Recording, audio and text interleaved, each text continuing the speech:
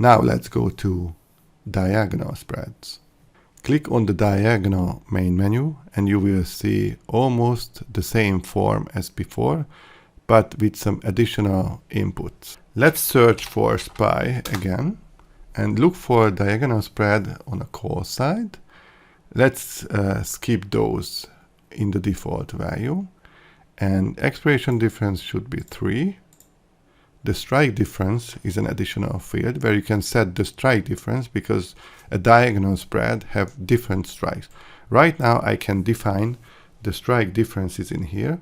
For example, if I'm looking for 1, 2, 3, if it's comma separated, then the scanner will look for strike differences with 1, 2, and 3 between the strikes. And the type of the diagonal also has to be selected. It can be a bear call diagonal and a bull call diagonal. Let's look for bear call diagonal. And the reward twist should be 100%. CW stands for credit per width of the short spread. This is trying to filter out those spreads where the vertical part of the diagonal spread is too cheap to sell, because a diagonal spread is always contains an embedded calendar spread with an embedded short vertical, and the CW defines how much of a credit has to be received based on the width of the short spread. Let's leave it like the default right now, and later we can analyze that. The range should be set to 0 to 100 to have many results now, and the minimum volume set to be 1. So this is what the scanner has found for us. From our search criteria 1, 2, and 3 strike differences, it has only found 1 strike differences shown in int column, which says strike differences in points. As you can see, the strike differences. These are the strike combinations that was found based on this criteria. As you can see, we have only found strike differences with 1. In this int column, you will see the strike differences in points. And this is because probably we are not accepting credit diagonals. Let's change it to -50 and see how it does now. Wow, a lot more. See? A lot more, because we are accepting negative numbers as the price. These are credit diagonals. I can sort by price. I can sort by risk reward. The best risk reward is this one with a target price of this distance with this kind of expiration, and the interval is 1. Where the range is 0, it means there is no range. The range is always defined when there is a break-even 1 and when there is a break-even 2. With a credit diagonal, there is no break-even 2, because one part of the diagonal is always above the 0 line, and that's why it's credit. So whenever you see 0 as range, it's not a bug, it's a feature, because whenever BE2 as the second break-even is left out or blank, there is no range. In here, you will see break-even 1 and break-even 2, and you will see the range between those break-evens. If you don't want to specify the strike differences, because, for example, you are looking for diagonals in a list, then there is another opportunity here.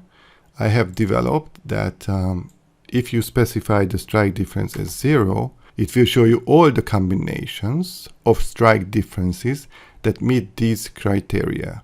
So let's get back to only debit diagonals and look for strike differences 0, which shows me all the combinations. Okay, let's lower the reward to risk and see if we can find anything else. No, it's probably because we changed back to 0. So let's go back to 50. And now I want to show a result with which gives you more strike differences.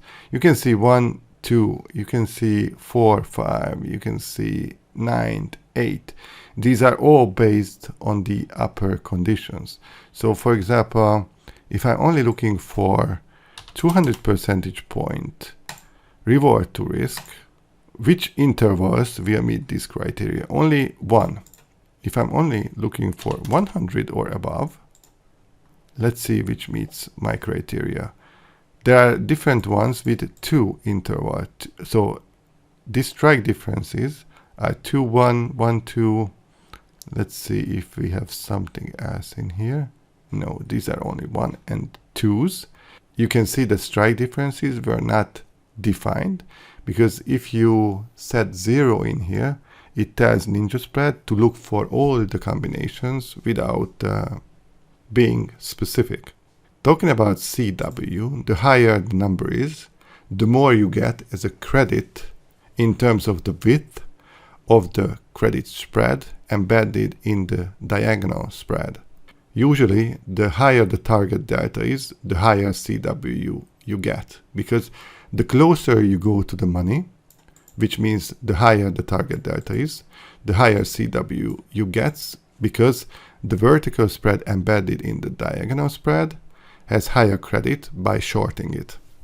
I can use the same tactics, for example, looking for backwardated diagonal spreads by changing this to 0, and these are the higher. And if I sort the table by skew, I can see that this has the highest negative IV in terms of horizontal skew with this specific criteria. If I click on range, I see that the highest is 5. So for example, if I'm looking for 5 as the minimum range between break-evens, I can define that and it will give you only these results. I can save it like spy underscore range 5 or whatever, and I can later on be alerted about it. I can also run this scanner for all the tickers or a sublist of tickers. Let's run for all the tickers and look for the ones which has 200% reward to risk, and the strike difference is 0, because we don't want to define the strike differences because it's running on a list of stocks, right? Because there are different strike differences for SPY, for Amazon, for Google, for Nvidia. So that's why I developed this functionality that if you specify 0, it means that it's running for all the combinations. So I'm looking for these with a debit diagonals with these days to expiration ranges, and let's keep with 0 and let's try that. It's running slower than before because it's running for all the tickers, and I can see different type of tickers in here. As you can see, there is Amazon, Dow Jones, DAQ, GME, QQQ. Oh my god, that's a lot in QQQ, SPX, SPY, XLE, and XLK. Now let's look for the highest horizontal skew. It has DAQ because of earnings. When it's showing you a negative number in earnings, it means that the earnings was actually yesterday, but the data hasn't been refreshed yet. It's being refreshed before the market opens. So the highest Q is not relevant anymore because of DAQ has had earnings yesterday. The next one is GME, obviously the good old meme stock of GameStop. And which one has the highest risk reward? Amazon. And which is the closest to the market? Let's see which is the closest to the market. DIA. This is the closest to the market. You can always sort for TG%, which says target price, if you want to see the closest. Which one is the furthest? GME. Doesn't make sense at all. I can further refine from data. For example, let's stick with only the ones that are closer to the money. Let's look for the ones closer to the money. The closest one is DIA again. This list is much smaller than the previous one because of the front data. And let's see the biggest range. Oh my god, 44. Yes, DAQ. It's not relevant anymore. QQQ, IVM, DIA. So those are the best ones right now with this kind of search criteria. And remember, these are bear call diagonals. You can always look for bull call diagonals, and you can look for bear put diagonals and bull put diagonals. So you can search for 4 different types of diagonals. And because of the time constraints, I don't want to go into all the details, because I guess as an introduction, based on this, you can figure it out yourself.